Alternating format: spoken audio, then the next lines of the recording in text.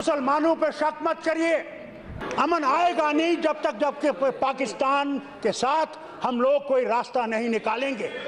मजहब नहीं सिखाता आपस में बैर रखना। हिंदी है, हम वतन है हिंदुस्तान हमारा। मैं आपसे कहना चाहता हूं, this is my maiden speech also because I have never seen this house as quiet to listen to everybody. And I'm proud of this house, whether it's on that side or on this side, that at least we are able to put our point of view. Many of you may not like it, but one has to put the point of view. अभी द्विवेदी जी ने sir Mohammad Iqbal का एक शेर पढ़ा आपके सामने, और वो था, सारे जहां से अच्छा हिंदुस्तान हमारा, हम बुलबुले हैं इसकी ये गुलसितान हमारा। मगर एक पैरा वो छोड़ गए, वो था, मुसलमान इतना ही हिंदुस्तानी है जितना आप हैं। मैं आज भी जानता हूं, नौशहरा में जब लड़ाई हुई पाकिस्तान और हिंदुस्तान की 47 में, तो वहां ब्रिगेडियर जो था वो मुसलमान था, ब्रिगेडियर उस्मान। और तब वो फौज ऑर्डर में नहीं थी, ये स्टेटों की फौजें थी, अलग अलग स्टेट्स की, और अंग्रेज बादशाह थे जिन्होंने ये फौजें रखी थी। वो कमांडर था जो बॉर्डर के ऊपर खड़ा रहा जब तक कि वो अपनी जान न दे सका इस वतन के लिए। और मत भूलिए, मैं किसानों की बात नहीं करूंगा, मैं दलित की बात नहीं करूंगा, मैं कश्मीर की बात करूंगा। हम आज साल हर साल से इंसाफ को तलाश कर रहे हैं। वो इंसाफ कहां है? कहा गया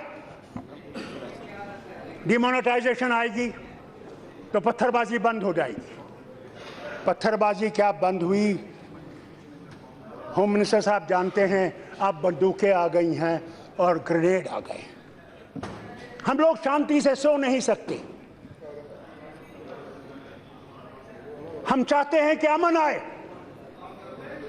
आप लोगों को अच्छा नहीं लगेगा फारूक अब्दुल्ला जो बोलेगा, मैं ईमानदारी से आपसे कहता हूं, मैं हिंदुस्तानी हूं, मैं पाकिस्तानी नहीं हूं। न मैं कभी पाकिस्तानी था, न कभी मैं पाकिस्तानी बनूंगा।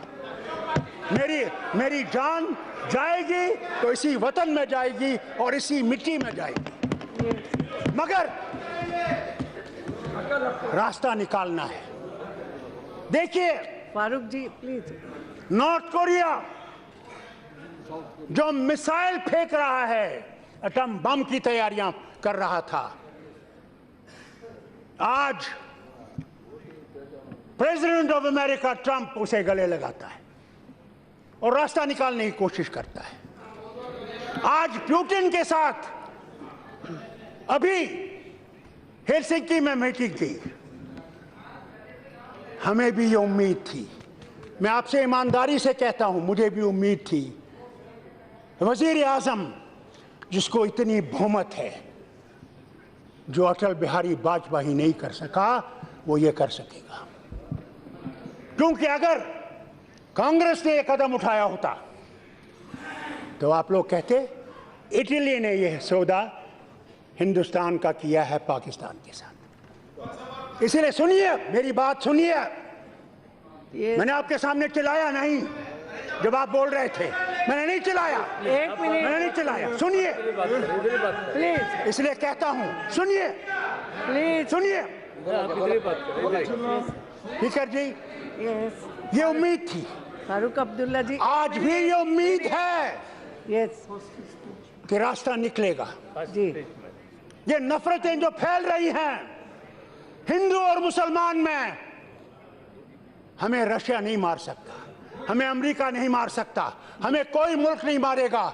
हम अपने मुल्क को खुद मारेंगे जब हम हिंदू और मुसलमान एक दूसरे को गले नहीं लगाएंगे। जी, हमारे प्रधानमंत्री, मैं नहीं समझता वो सिर्फ आपके प्रधानमंत्री हैं, वो हिंदुस्तान के प्रधानमंत्री हैं जब तक वो उस कुर्सी पे बैठे हैं। फारूक साहब इसे सुनिए, वही साहब, लाल फारूक किले साहब, पे कहते हैं, एक मिनट मेरी लाल बात। किले पे कहते हैं फारूक साहब कि हमने कश्मीर के दिलों को जीतना है। ये मैं आज उनसे ये अपील करता हूँ और इस हाउस में अपील करता हूँ आप सबसे, जी नफरतों को छोड़ दीजिए।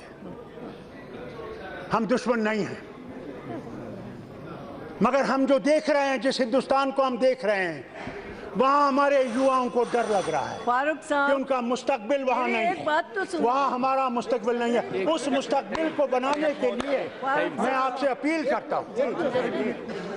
जी एक मिनट मेरी बात सुनिए। मैं जानती हूँ आपका सालों साल का बहुत अनुभव है, आपने बहुत कुछ किया भी है, मगर अभी कभी फिर इसी विषय पर हम विस्तृत बात कर सकते हैं, आपसे भी इसे करवाएंगे। सुनिए। लेकिन अभी हमारे पास इतना बड़ा समय मैडम, नहीं, मैंने मैं इसलिए समझता हूँ, मैं पहले ही आपको बोला आपसे था। मेहरबानी मांगता तो हूँ प्लीज क्योंकि मुझे अब इस 9 हाउस बज में गई क्योंकि है। कभी खामोशी थी नहीं, जी। मैं मेडन स्पीच भी नहीं कर सका, जी मगर आज मौका मैं मिला। आपको इतनी बात मैं सिर्फ आपसे थोड़ा सा आपका टाइम विषय समझ गई। क्योंकि मैं इस धन्यवाद। मुल्क के बारे में कहना चाहता प्लीज प्लीज हूँ, जो मेरा भी वतन है, आपने आपका समझ- भी वतन है, सबने आपके और बात इस वतन को समझ आप लिया। Yes, एक ऐसा चमन बनाना चाहते जी, हैं जी। जिसमें हम सब इज्जत से रह धन्यवाद। सकें, धन्यवाद। मोहब्बत और प्यार से रह सकें। धन्यवाद। उस वतन को बनाने के लिए हमने इकट्ठे चल के इस वतन को बनाना जी। है। आप अलग इस वतन को बना नहीं सकोगे, धन्यवाद फारूक न ये साहब, वतन धन्यवाद। बनेगा। धन्यवाद जी। हम ये नहीं भूल सकते मैडम धन्यवाद। कि कांग्रेस ने भी अपना योगदान दिया सुनिए, इस वतन को बनाने। वो जवाहरलाल हमने 9 नेहरू बजे हो, तक वो मनमोहन फारूक सिंह साहब जी हो और गया। जितने भी थे, या ये जितने भी I'm थोड़े sorry। वक्त के लिए हो है, गया। इन्होंने Please। योगदान दिया। Thank आपके हमारे प्रधानमंत्री भी कोशिश कर रहे हैं, धन्यवाद जी। मगर नफरतों को बंद कीजिए। प्लीज मैं कल श्रीनगर में था, हो गया। बहुत बड़े अफसर रिटायर्ड 80 साल के, और उनकी बेगम मेरे घर आई धन्यवाद जी। दिल्ली से और समय कहने बढ़ाना लगी, है। फारूक साहब हैरान हूं मैं आई एम डॉक्टर सॉरी, साहब कि मैं हमसे सदन कहा से जाता जानना है चाहूंगी। कि यस फारूक कश्मीर साहब में का हो कोई- गया। I am sorry. यस 9 बजे तक हमने समय बढ़ाया था।